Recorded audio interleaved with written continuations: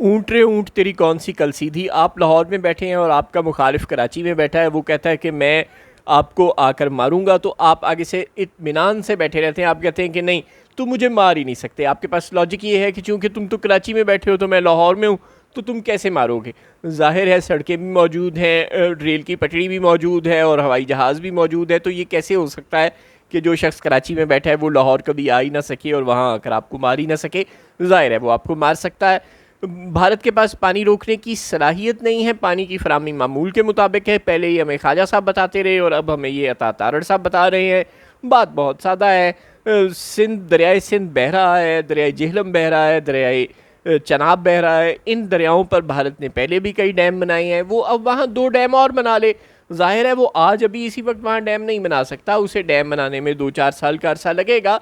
लेकिन जो डैम के लिए जो झील बनाना और जो पानी का स्टोरेज करना होता है, जो पानी की मिकदार जिससे कम हो जाती है, उस पर फिर कोई इलेक्ट्रिसिटी का प्रोजेक्ट बनाना वो एक दूर की बात है, वो एक लंबा वक्त लगता है।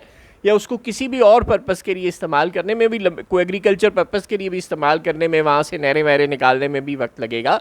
लेकिन अगर आपने सिर्फ एक झील बनानी है, दरिया में से पानी निकाल कर एक झील बनानी है, एक डैम को बनाने की शुरुआत करनी है, तो वो तो कोई 2-1 साल का प्रोसेस पे है। भारत के पास बहुत पैसे हैं, वो ये फिजिबिलिटी रिपोर्ट बनाना और ये कंस्ट्रक्शन का काम करवाना ये तेज़ रफ्तारी से भी करवा सकता है।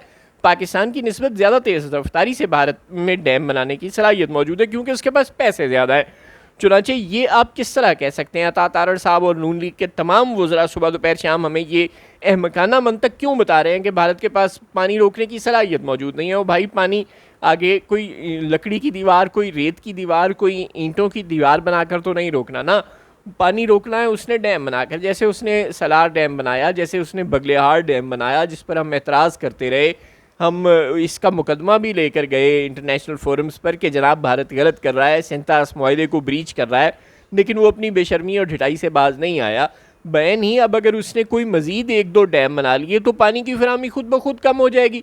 फिर आप बताते रहिएगा कि भारत के पास तो पानी की फराहमी कम करने की इजाज़त नहीं है, का इख्तियार नहीं है, का तरीका नहीं आता। यानी फजूल लॉजिक्स लेकर आप मार्केट में आते रहें। एक आदमी कह रहा है कि मैं खुलेआम बेशर्मी पर उतरा हुआ हूँ और मैं हूँ बेशर्म और मैं करूँगा बेशर्मी, कर लो मेरा करना है।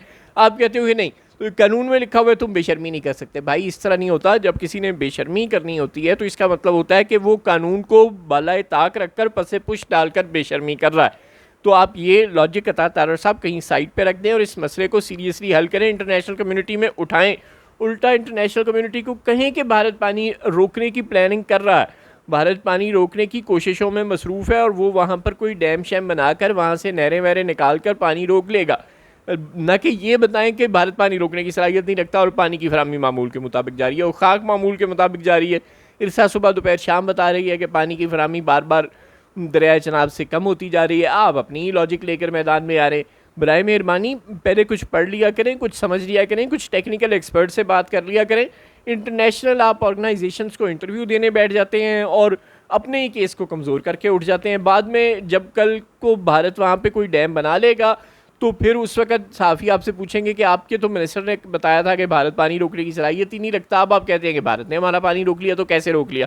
तो जनाब जैसे पहले उसने डैम बना बना कर पानी की मिकदार कम की है, ऐसे ही वो बतदरीज पानी की मिकदार को और कम कर देगा। इसे पानी रोकना कहते हैं। आपकी खोपड़ी उल्टी नहीं है, आप वैसे ही गालबन नाटक कर रहे हैं हमें बेवकूफ़ बनाने का।